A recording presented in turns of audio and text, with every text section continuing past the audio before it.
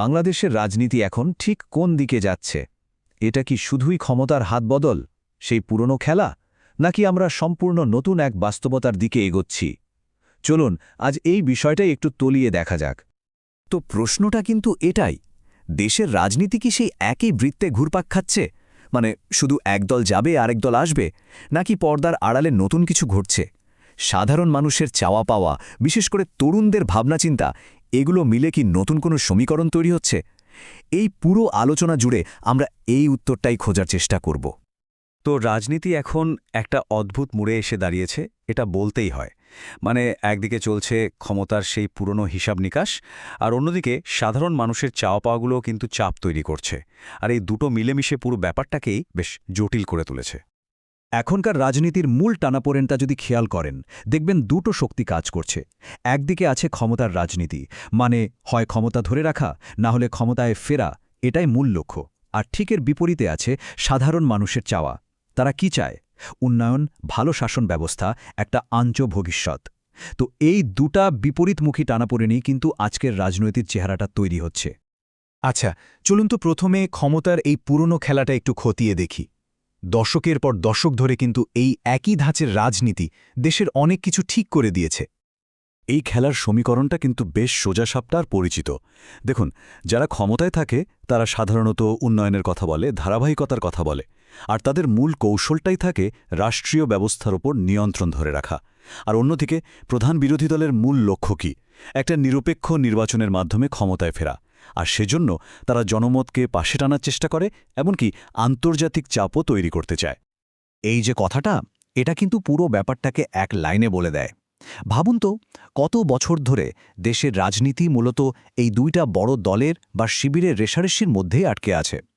বেশিরভাগ আলোচনা, বিতর্ক সবকিছুই যেন এই বিভাজনকে কেন্দ্র করেই হয়। এটাই যেন আমাদের রাজনীতির মূল ইঞ্জিন হয়ে গেছে। কিন্তু এই পুরনো খেলার বাইরেও কিন্তু একটা নতুন শক্তি মাথাচাড়া দিয়ে উঠছে, একটা নতুন বাস্তবতা। আর সেটা হলো তরুণ প্রজন্ম।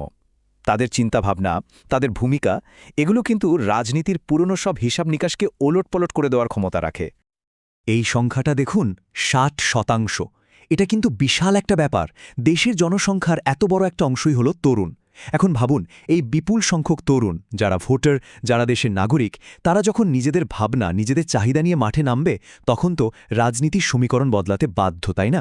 এদেরকে উপেক্ষা করার কিন্তু কোনো উপায় নেই। একটা ইন্টারেস্টিং ব্যাপার হলো, এই তরুণদের চাওয়া পাওয়াগুলো কিন্তু গতানুগতিক রাজনীতির বিতর্কের থেকে একদম আলাদা। তাদের কাছে সবচেয়ে জরুরি কি? ভালো চাকরির সুযোগ, অর্থনৈতিক নিরাপত্তা, তারা চায় ডিজিটাল গভর্নেন্স, সবকিছুতে স্বচ্ছতা। আবার দেখুন, সামাজিক ন্যায় বিচার, কথা বলার স্বাধীনতা, এমনকি পরিবেশের মতো বিষয়গুলো তাদের কাছে অনেক গুরুত্বপূর্ণ। আর সবচেয়ে বড় কথা কি জানেন? তারা এই দলাদলির ঊর্ধ্বে উঠে আসল সমাধান দেখতে চায়। তাহলে এখন প্রশ্ন হল, এই পুরনো আর নতুনের সংঘাতে ভবিষ্যৎটা আখির কোন দিকে যাবে? আমরা তো দেখলাম, একদিকে ক্ষমতার পুরনো খেলা চলছে, আর অন্যদিকে নতুন প্রজন্মের নতুন সব চাহিদা। এই দুয়ের ধাক্কায় সামনে কি কি হতে পারে, চলুন সেটাই একটু দেখে নিই। সামনে মোটামুটি 3টে রাস্তা খোলা থাকতে পারে। প্রথমটা হলো স্থিতাবস্থা, মানে যেমন চলছে তেমনই চলতে থাকবে, ক্ষমতার সেই পুরনো খেলাটাই চলবে, আর তরুণদের মধ্যে হতাশা শুধু বাড়তেই থাকবে। দ্বিতীয় সম্ভাবনাটা একটু ভয়ের, সংঘাত, মানে পুরনো ক্ষমতার কাঠামোর সাথে নতুন প্রজন্মের চাহিদার একটা সরাসরি সংঘাত বেঁধে যেতে পারে, আর তাতে কিন্তু দেশ অস্থিতিশীল হয়ে পড়তে পারে।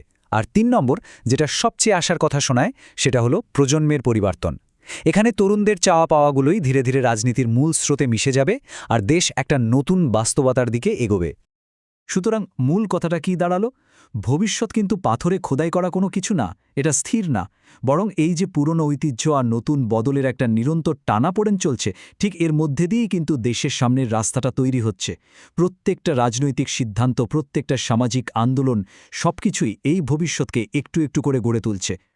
আর এখানে আমরা আজকের আলোচনাটা শেষ করতে চাই এই সবচেয়ে বড় প্রশ্নটা দিয়ে। দেশ কি সেই পুরনো বৃত্তে ঘুরতে থাকবে, নাকি নতুন প্রজন্মের হাত ধরে সত্যি সত্যি এক নতুন বাস্তবতার দিকে এগিয়ে যাবে? বাংলাদেশ আখির কোন পথে হাঁটবে? এই প্রশ্নটার উত্তর খোঁজার ভার কিন্তু আমাদের সবার।